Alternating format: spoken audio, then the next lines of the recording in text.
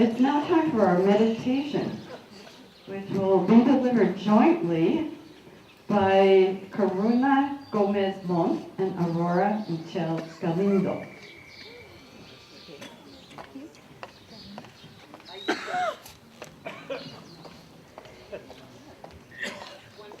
I think one declined. It was Karuna.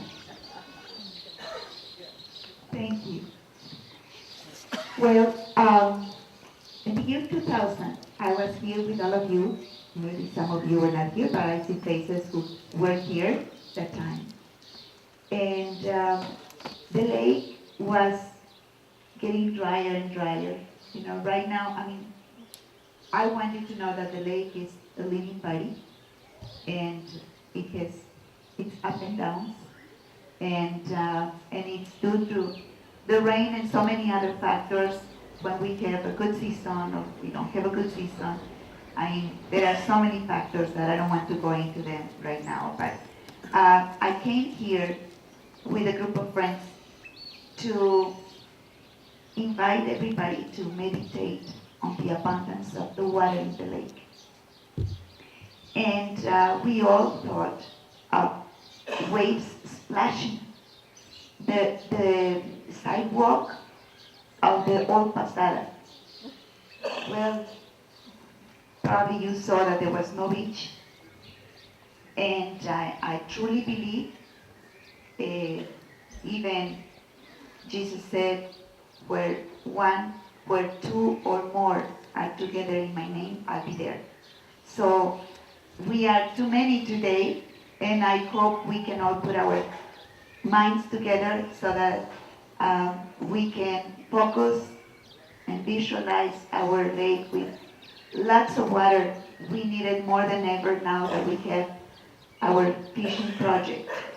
We need the lake to be full in its natural abundance. And I also want to ask for a blessing to all of you of abundance of health, because you all have helped a lot our community. So can I invite you to close your eyes and breathe deeply and think of the magnificent stage of our lake. You can hear the sounds of the waves. That's our Chapala sea. And with water, all the blessings of the earth are with all of us. The green mountains, the happy fishermen taking the food to its table, and lots of activity in the lake.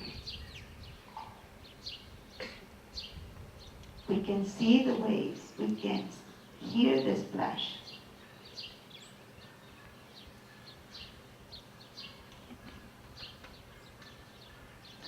Thank you.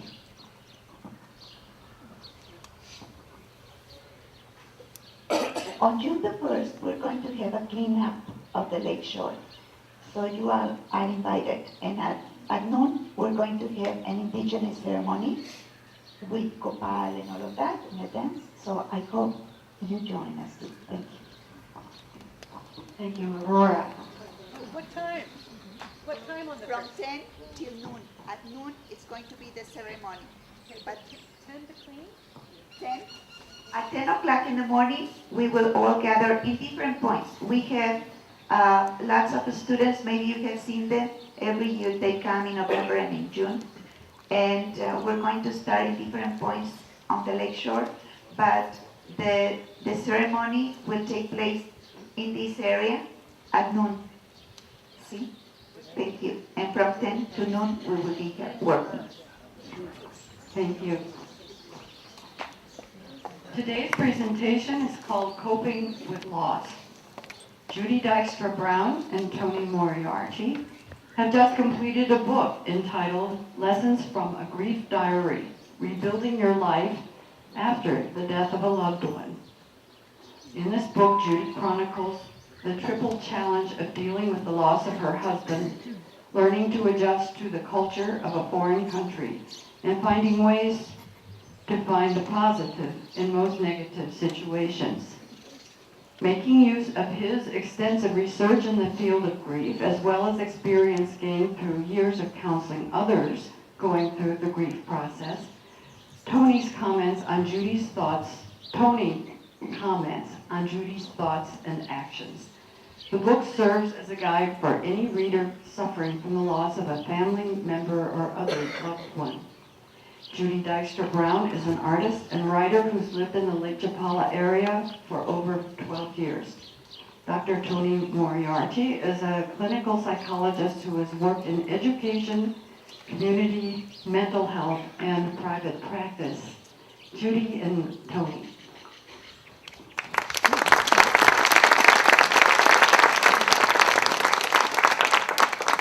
Thank you, Margaret. Can everyone hear me?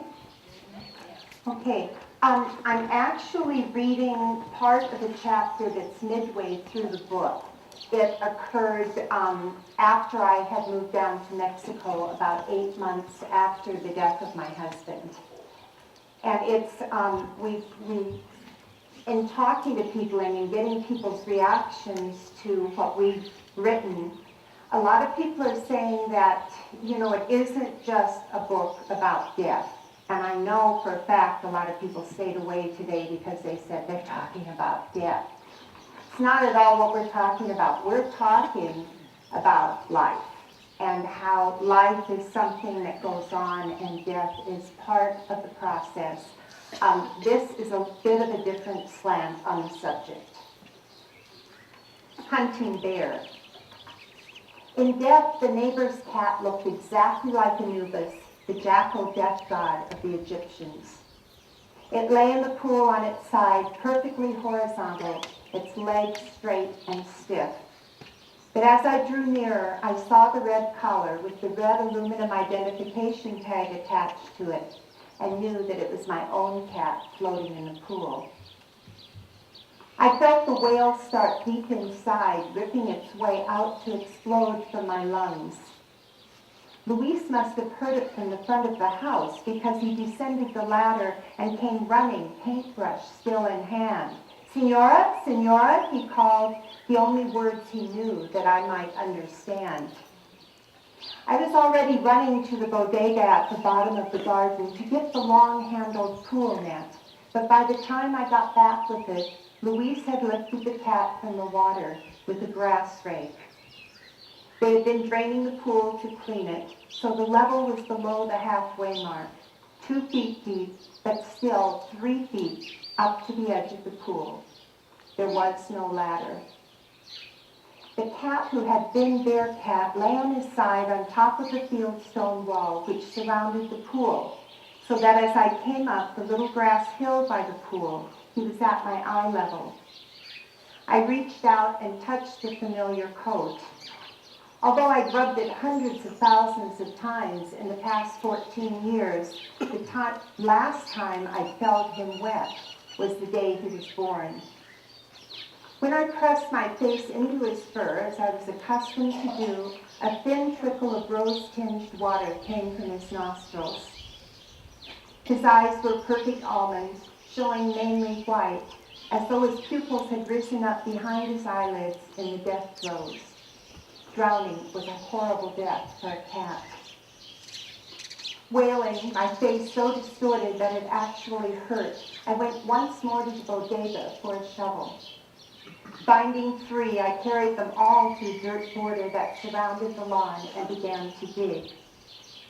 "Senora, con permiso," said Luis, picking up the other shovel. We buried my cat in a gold-edged green silk sari that I kept over the end of my bed. Since it had been placed there, it had become the property of Bear, who slept on it all day long. When Lupe came to make the bed, fanning the down comforter to let it settle down on the mattress, the cat sometimes then leapt so quickly onto the comforter that the green silk sari was spread over him. At these times, he slept under it. Sometimes he would declare war on it and would scrape and bite it into hillocks and swirls. But now I was settling it over him, wrapping it smoothly around him, turning it over and over like a present being wrapped. Inside the bundle, I placed his red leash and the vaguely mouse-shaped rubber door staff that he had chased all over the house, leaping and swatting it so the door staff was never caught for good. Luis had dug the grave neatly and easily, as he did all things. It was a perfect rectangle and a perfect size for a cat, which I placed gently in the hole before throwing the first few clods on the green cloth shrouding my beautiful steel gray cat. In life, his eyes had been a perfect chartreuse. In death, I had been able to see only black and white. A few minutes before, as I'd run down the hill with the cloth, the leash, and the doorstop, I'd stepped into the depression where the pool drain was, and I had fallen. Reaching down to the grass to push myself up, I felt a sharp stinging sensation in the tender fold of flesh between my ring and middle finger.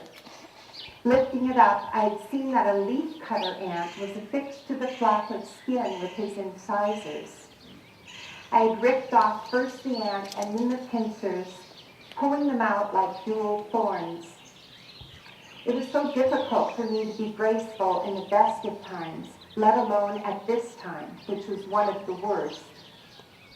Now, as I threw a few clods onto the body of my cat, I felt the throbbing in the place where the leaf cutter had bitten me and felt grateful for the physical pain. It was a beautiful day.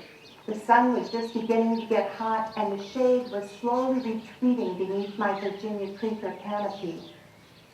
Disconsolate, I searched for something to do that would keep me away from the pool that shone grimly even under the full glare of the sun. The sides were covered in algae, the bottom with a layer of grit and dirt. Bougainvillea petals floated on the surface, along with the debris from the trees that yielded the twisted pods that the locals ate to kill organisms in their digestive tracts. As I moved to the bedroom from the terrace, I could hear the kids collected under my tree that bowed out over the street. They were wielding sticks, throwing small stones, trying to knock the pods from the tree. In the bedroom, I faced the bed with no cat curled into a ball on it. In the hall was the other mouse-like doorstop. In the kitchen, the cat bowl, and with dry cat food spilled from his last meal. Last night, after I had pulled the long ceiling fan chain to turn off the light, I had heard a gentle lapping. Pulling on the chain again, I had seen Bearcat bent over the tall mug on the night table. He was delicately dipping his tongue into the water, drinking, as though he couldn't get his fill. After Louise had pulled the cat from the pool, and after he had completed the burial, I had stood holding the fully sodden paper towel I'd been crying into, and Louise stood holding the realization that there was nothing that he could do to comfort me. No words known mutually between us to express consolation. No proper physical gesture by which to express it either. In what I hoped was understandable Spanish, I tried to explain to him what might have seemed to him to have been the excesses of my emotion. He was my cat for 14 years. Louise, always gentle, seemed stoic. I had never seen him laugh or change expression. His face was like a mask frozen into calm, emotionless expression that showed pleasant integrity, but nothing else. Now he said only, "Sí, señora, muy triste." But he had taken the shovel from me, dug the grave as neatly as he might have for a father or an uncle. Already this year, 4 people had died in the pueblo, one of them a 23-year-old mother of 4. To be showing such uncontrollable grief over a cat was an indulgence particular to gringos. We cared so much for our animals. The Mexicans must find it both laughable and impossible to understand. I felt now that I needed to end this display of grief, to pull myself back into responsible adulthood. When I went into the living room, a cartoon-shaped dog was standing there in a place where no dog had ever stood before. It was Manuel was my gardener, Manuel's basset hound, who must have strayed from his house a block away. But how had he gotten through the gate, and what was he doing here? If the cat had been able to express sentiment, he might have said, "Over my dead body," at the thought of a dog in the house, and it would have been a self-fulfilling prophecy, for here indeed was a dog. In the past year, I had lost my mother, my mother-in-law, and my husband. Alone, I had completed the move to Mexico that I had begun with Bob, bringing only the cat that was as old as our marriage, the last vestige of the life we had together. After we had buried the cat, one of my first impulses had been to call my mother, who had taught me how to communicate with animals, how to help imbue them with qualities that would serve them well in living with humans. I always saw my mother's personality in every pet with whom I had ever lived, even animals continents and states away from my mother.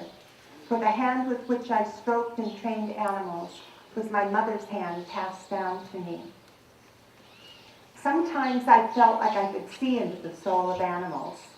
I knew that they could see into mine. So that now here, when the saddest of animals craned his short neck up to lick my hand and jumped up on stubby legs to rest his front paws against my leg, I felt comforted.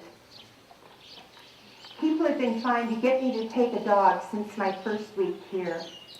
Dogs were everywhere, in the market, in animal shelters, both official and private. Men stood at the side of the road selling dogs. Puppies were abandoned on the beach. Men in the market hawked teacup poodles so tiny that they were almost hidden in their palms. Women even set up tables in the entrance of the main bank with abandoned dogs for which they were trying to find homes. They all urged me to help save this dog, this dog, this dog.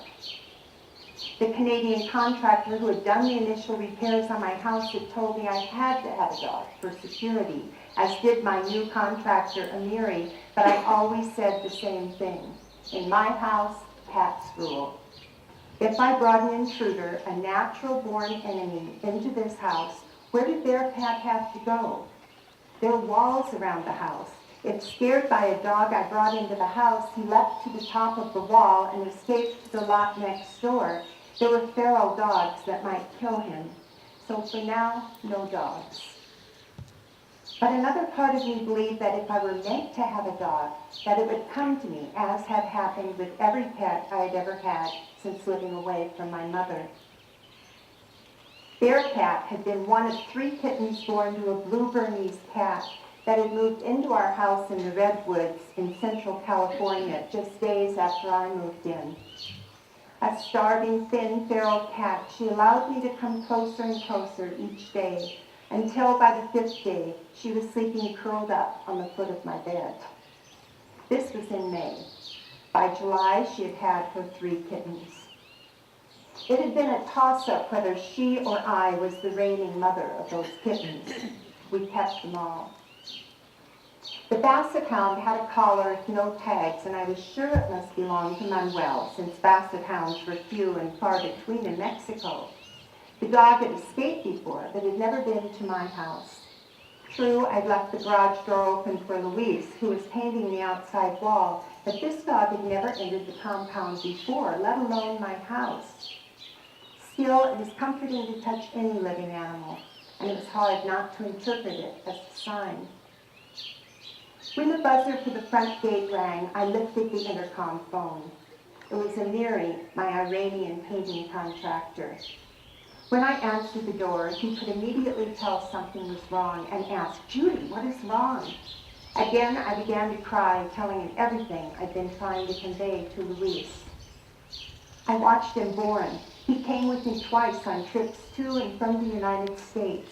He didn't like the car, but he would walk with me nights on a leash. I thought by bringing him to Mexico that I would save him from the cougars and the coyotes and the owls of Northern California. Here it was safe for him, I told my friend. I'd added 5 years to my cat's life by bringing him to Mexico. Yesterday, I told this to my friend. He listened to this and more.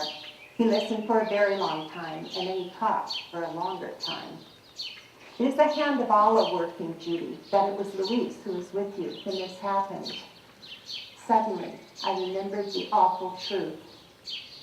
When Luis was absent just 2 weeks ago, it was because his brother had died. He had gone by bus to Puebla for his funeral. I remembered then that it was Luis who drew the body of my cat from the water, Luis who dug the grave. It was Luis to whom I had said he was 14 years old. I watched him being born. Now those words had a horrible cast. I had said them to a man whose brother, also 14 years old, had drowned just days before. It is Allah's hand, said Amiri. When Luis's brother drowned, it was in Puebla many days away, and Luis did not see. Imagine, he goes to the home of his parents for a day. He goes to the funeral of his brother, but he has children and a wife to feed. He has a job, so he has to leave. Now here, as he pulls your cat from the water, he also retrieves his brother. When he digs the grave for your cat, he digs the grave of his brother. As he said this, I felt a tremendous remorse. Of course, when Luis had returned from Puebla last week, I had expressed my sympathy, but as he pulled my cat from the water, as he dug the grave, I had not remembered. Now I felt shame for all Americans and all Canadians and all rich Mexicans who have the luxury of prolonged grief.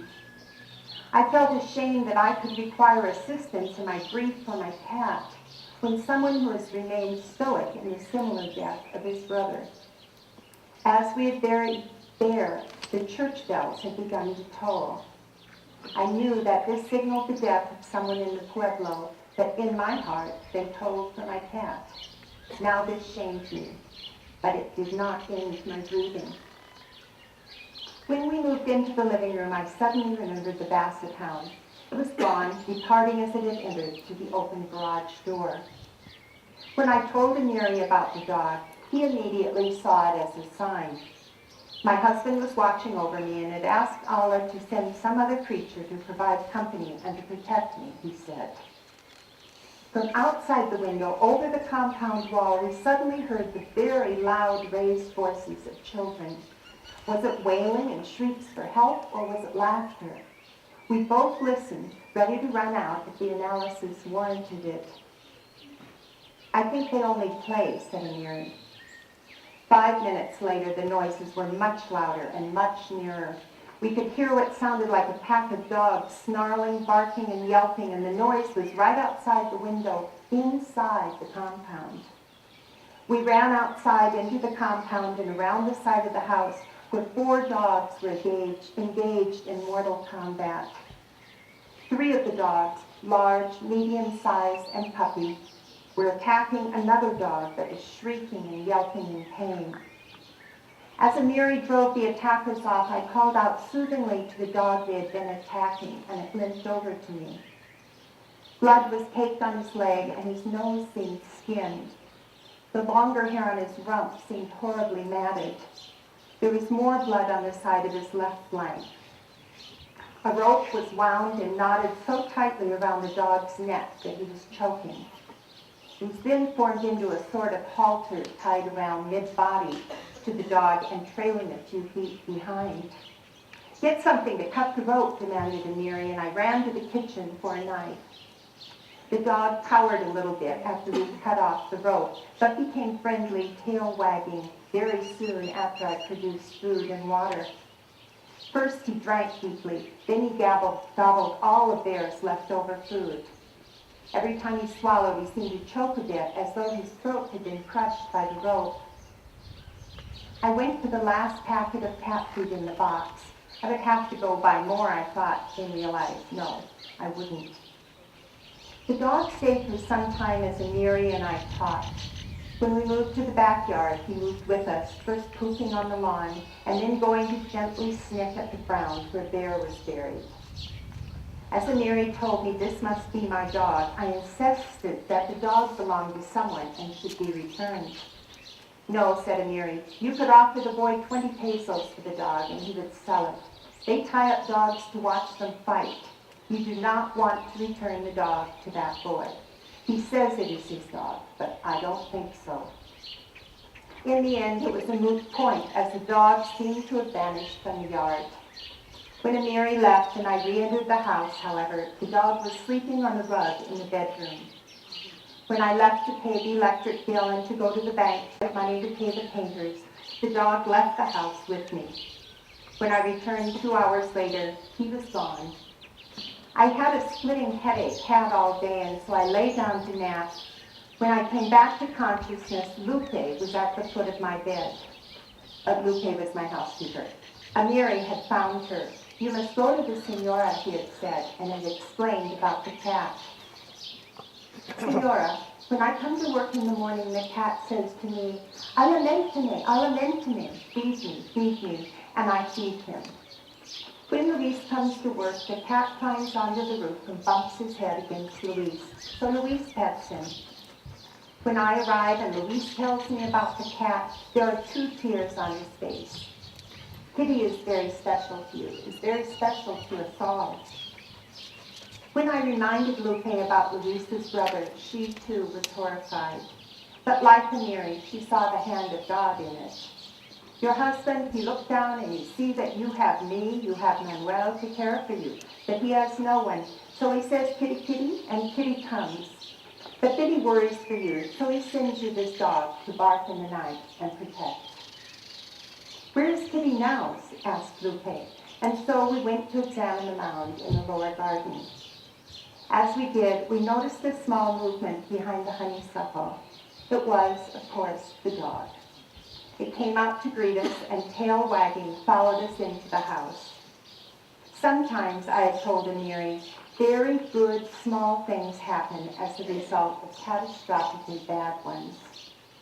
A dog was not the pet I had chosen, but it seemed very clear that I was the one chosen by this dog.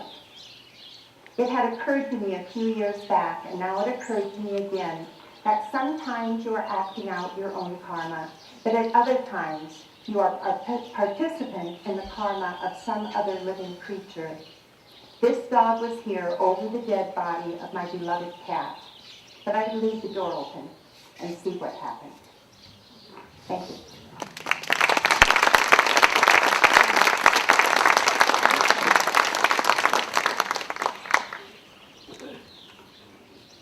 I'm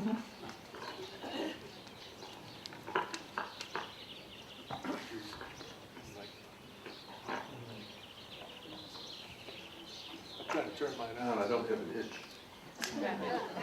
It's on. Is it on? Yeah. Oh, okay. Good morning. Thank you all for coming. Yeah, it's a big crowd today. My name is Tony. I'm the other half of this presentation.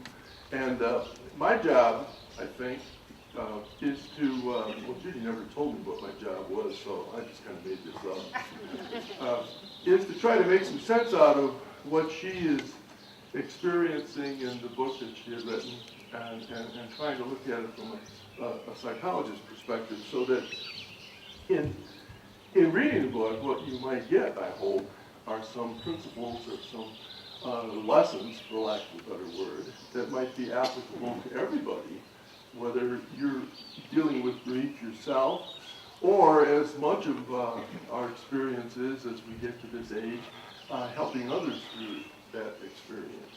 So with those kinds of ideas in mind, I was trying to figure out what we should talk about, and I thought we would come up with a few lessons that might be appropriate. And the first one that I think is really obvious is that when we think of grief, we need to really broaden our definition. And that grieving over the loss of a loved one is obvious. Grieving over the loss of a cat may be less obvious. And in order to truly come to a good understanding of another person's experience, we have to look at it from a perceptual point of view. And in order to be able to do that, we have to put aside our own experiences and our own beliefs and our own ideas and look at it from a completely ahistorical perspective. You know, as an example, if I were trying to make that, and I use it sometimes when I talk about this stuff. If I pulled a mouse out of my pocket and threw it out in the audience, you know, I bet I would scare the bejesus out of some people. And I bet some people would laugh and think that was funny. And some people would sit there scratching their head wondering, what am I doing carrying a mouse around like this? But the point being, from fear to humor to indifference to questioning, those responses are all in relation to one specific object that is constant. And we need to be able to broaden our definition and be clear that in order to understand another person's grief, it's really helpful to put aside our own experience, our own perspective, and our own beliefs. The other point about that is that the perceptual nature of grief or loss varies greatly with age. And I've spent a fair amount of time dealing with kids, and kids perceive things very differently than we do, and they attach much greater meaning to things that have no meaning to us at all.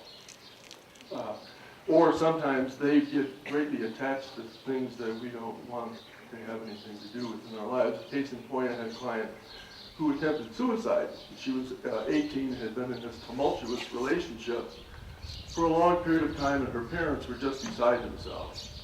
Probably talked to me more than she did. But one night she came home and slammed the door and said, I'm not going to see that bum again ever in my life. And she stomped upstairs into her bedroom and slammed the door. And the parents downstairs, hearing this, got out a bottle of champagne and had a toast. The bum is gone. And she's upstairs gulping down a bottle of sleeping pills trying to kill herself. And they're both in response to the same experience. So keep in mind that perceptual nature varies greatly with little kids and big kids like us, because we know that loss is always accompanied by thoughts of suicide. And for older adults, the evidence is showing that suicide rates are increasing. So if you get a little suspicious about that with somebody you know, ask and bring it out and give that some words, because you'll be doing some help. Second lesson is really important, I think, is that grief experiences clustering over time, as we see in this chapter very clearly, become more dangerous than one, and one. And the clustering effect has sometimes an exponential effect on us, rather than as they occur in time. And there's a lot of good evidence to show this. And one study that particularly impressed me was two guys, Holmes and Ray, in the late 60s, tried to quantify this issue, tried to quantify this experience by assigning point values to measures of stress in one's life. 20 might be you get your car stolen. That's a 20-point life crisis unit experience. Loss of a spouse is 100 points. And they were able to predict pretty clearly that if you accumulate 300 of these life crisis units in the course of a year, your chance of getting physically ill is extremely high. So the message is that anybody experiencing grief, you've got to be very, very careful about taking care of yourself. Judy, by the way, in my interview with her, I don't know if I put this in the book, I kind of went over this life crisis unit idea with her and Holmes and Ray's research, and her LCUs in that year were 620. And if they say 300 is the risk of illness, 620 is, oh, you better be careful. And you better take things carefully and slowly. So we know that that grief clouds judgment.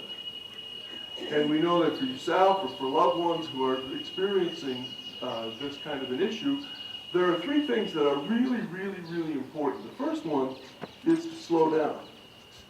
Just slow down. And a great book by Malcolm Gladwell, if you have a chance to read it, called Blink, explains this very well, that in quick decisions sometimes we're really right on, and in most cases we are, but in sometimes we're wrong, and then we're catastrophically wrong. So creating this, what he calls white space, making decisions slower is a very helpful thing to keep in mind. And don't make any big decisions if you can while you're feeling really, really bad. That's not always possible. But to whatever extent you can, it's a good idea. And the final one, and I think for us, at least those of us over 65, be especially careful of assets. And I know that there are lots and lots of people out there who would love to become your financial managers when you're in the experience of having some grief, or they have a deal that you won't believe. Well, you shouldn't. That's a clue. So keep that in mind. The third lesson that I think is important from this, from Judy's talk, is that the nature of ritual and the nature of the kind of rites of passage that we see in this culture of Mexico compared to our culture in the United States is pretty different.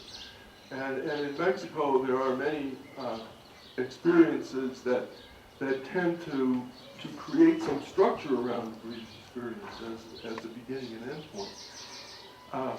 The beef is, that we talk about later in the book, is that maybe those rituals never have an end point. And that grief does have a beginning, and grief does have an end. And it never completely goes away. And I got to talk faster because I only got 10 minutes. But we have to remember that the end point to grief is up to ourselves alone. And there's really nobody who can tell you, okay, you're done. Stop grieving. That just shouldn't and can't happen. We need to be able to and take the responsibility for doing that ourselves. Okay? The other interesting point for a lesson might be that managing grief badly can lead to sometimes subconscious, self-inflicted injury. And did you think it a bit odd when she's talking about getting bit on her hand by an ant, and she's speaking of it in positive terms? It's almost like, oh, good, I got bit. Oh, good, it hurts. Well, grief is like the Blob. Remember that old movie, The Blob? Just boom, and it's on you. What is it? It's everything. Where is it? It's everywhere. And getting some structure and handle and control on that kind of an experience is an extremely difficult challenge to the whole grief process. Well, in situations where you can create a painful experience, you control that pain. You have control of that. And sometimes people find themselves getting clumsy, getting careless, getting reckless, and that's a good sign that something is a bit awry, and we need to keep that in mind. Okay? The fifth point, if something feels like it's out of whack, probably is. And we use these defense mechanisms to cope with things and often be quite dishonest with ourselves. And I know lots of times I've experienced dealing with people feelings that they have of anger that are really born of sadness. And they express the opposite of how they're really feeling. Or people who think everything is fine and all of a sudden find that they're terribly depressed and they can't figure out what the cause is. And those kinds of backhanded attempts to cope with things often lead us into more problems. And finally, I had a client one day tell me that she was going through a horrible day. This was like the worst day. And it might have been a look on my face or something, because I think I was sitting there like, after hearing this dead point after point after point about what a terrible day it was. And she looked at me, she stopped, and she said, you know, it was a bad day at Black Rock. I don't know if you remember that old movie, but the lesson I think we derive from this, and Judy's writing, is that you can have a bad day at Black Rock. There are going to be days that are just lousy, that everything goes wrong. But tomorrow will come as sure as today. And we have to remember that sometimes just checking off a day is okay. Right? So there is an end to your ordeal. But remember, be careful, and if you're experiencing it yourself, or if you're working with somebody else experiencing these things, tell people to lower their expectations a little bit. Because one of the things that we know is that when people are trying to experience success and they set their expectations high and they fail, the next thing they tend to do naturally is they set their expectations higher. which increases the likelihood of failing again. So be careful about the expectations that you have. Slow down, be gentle to yourself. Maybe nobody else will, but you need to do that. And that if you expect too much from yourself, you're probably going to have difficulty. So to slow down and take things a little bit more carefully and encouraging others to do the same might be a good lesson. So if you have questions, we have time for questions? Actually, you can speak for another 5 minutes. Oh, 5 minutes. Ask a question or I won't shut up. Questions, comments, complaints? Judy takes a complaint. Now, I'm gonna do it now. I have to get involved. Okay.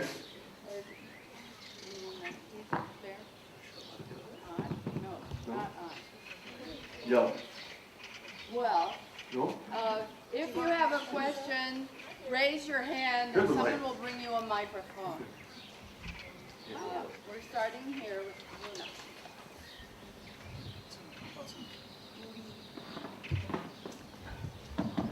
Judy. I want Judy, to you should thank come up. for having put me through the pain of reading your book. Judy gave me her book 2 days ago, and you know how it is with grief, like, oh, you want to get like over fast and continue with your magnificent life. So it was very painful to read It was very painful to read about the experience of caretaking. Caretaking can be very scary, and it was a gift of life to me, because after having me face the pain that you face, I am a stronger person and I am more ready to face the challenges of caregiving. And I also want to tell you, you're an amazing writer, because it really gripped my heart and all of my emotions. Thank you very much. Thank you.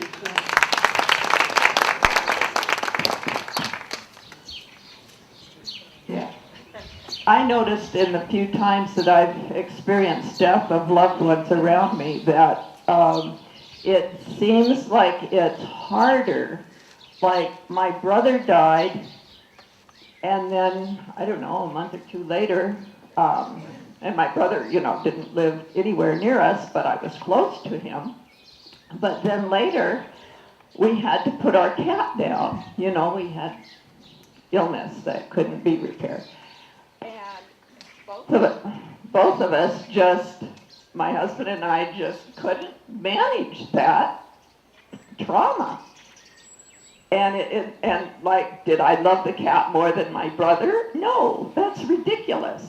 But the cat was in my life every day, here and there, in the garage, and, did these things. And it's those things that we're grieving, because we're just not going to see them tonight or tomorrow. So it is really sad, but I don't think that the amount that you grieve has anything to do with your love for that person.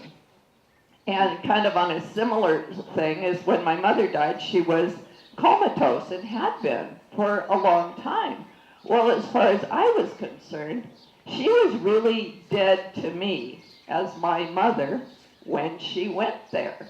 So when she died, I'm going, thank God. And I think most people do feel that way for older people, that they're not living a life, they're just being, they're just breathing. I think what you say is very true, and the point was, when my cat died, it was 8 months after my husband died, the only person I knew in Mexico was the Mexican woman across the street, and after 4 months she said, do you know what? Enough. It's time to be finished with this. It's to excess. So I couldn't really express grief anymore over my husband, to the only person I knew, but my cat was new. And so it gave me that chance to get it all out. And you've got to keep expressing it until it's over. People who say, I don't want to read your book because it might bring up the death of my son 18 years before. Well, if there's still that much there that you're going to grieve, that needs to be done. And you need to find something to help you bring that out. One of the things you point out, I think that I should have commented maybe about, was the fact that one of the really common difficulties in managing grief, or helping people manage grief, is how much guilt they generate. You know, once, and after the fact, that people get into this woulda, coulda, shoulda thinking, you know, about woulda and this, coulda and that, shoulda and this, blah, and that yakety-yak goes on forever and becomes a constant process of internal dialogue. The consequence to that is an accelerating level of guilt. And you have to be careful about that. That's a real trick bag and a slippery slope to be on. Because you get that much kind of guilt going, and if you have any of this, oh, it feels good to get bit by an ant, be careful, because when guilt gets up that high, one of the ways of alleviating guilt, of course, is pain. And some people get into a self-perpetuating dialogue with themselves about accelerating their guilt, experiencing pain to monitor it, accelerating again, experiencing pain to reduce it, and that becomes a terrible vicious circle that you really have to bang your way out of. And I know that from my experience as a therapist. Really having fights with people about that problem. So be careful, that woulda, coulda, shoulda stuff will get you. I just would like to mention something about the cultural traditions, you know, the different culture. For us Mexicans, well, not for my family, because we have also had pets and we bury them in our garden. But Luis, burying your cat and preparing all of that and being with you, it was wonderful. It was wonderful because I'm sure that he felt what you were feeling, like if he was a member of your family, a brother, a sister. It's like us Mexicans, when we lose someone in our family, we grieve for a long time, but not really for a cat or a dog. And to have the sympathy of Luis, that was really wonderful. So I like that. To merge the cultures. Thank you.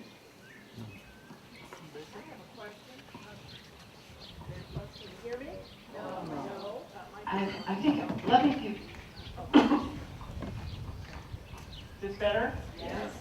I have a question about response to grief. My sister lost her husband just at a year ago, after a very, very difficult last year of his life. And since then, she's really been on a roller coaster emotionally. 2 days ago, I got a phone call from her. She had just come from the emergency room, having been diagnosed with TIAs. She's had 3 of them in the last week. And my question is, if your experience, there has been a consequence of the grieving process that can result in those kinds of physical symptoms.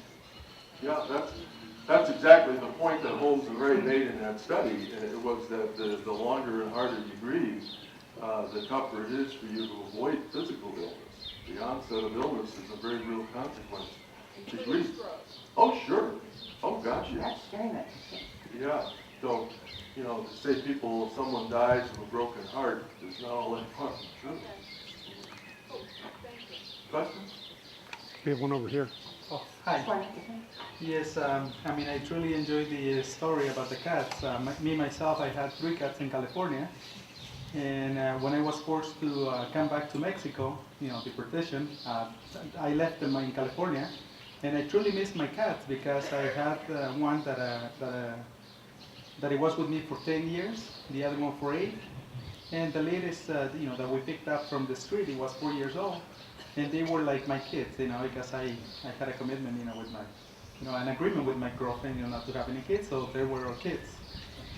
And, but years before, you know, my mom died of cancer in California, so she was buried in California. And now that you know, that I came to Mexico, you know, I was not so familiar with the date of the death, Dia de los Muertos here in Mexico. So, you know, my family and everyone else, you know, they go to the cemetery, they take flowers, you know, they pray, they sing. And all of a sudden I start remembering my mother again. So it's like, but I cannot go back because I'm not allowed. So I just remember her in my heart, I look up in the sky and then I go like, well, she's gone. Her body remains there. But that tradition, makes me sick. The Dia de los Muertos.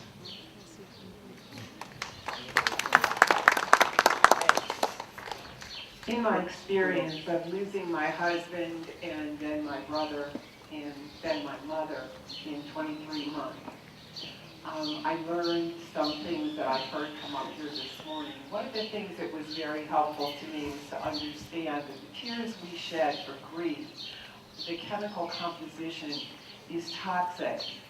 It's different from the tears that we shed when we hurt ourselves physically.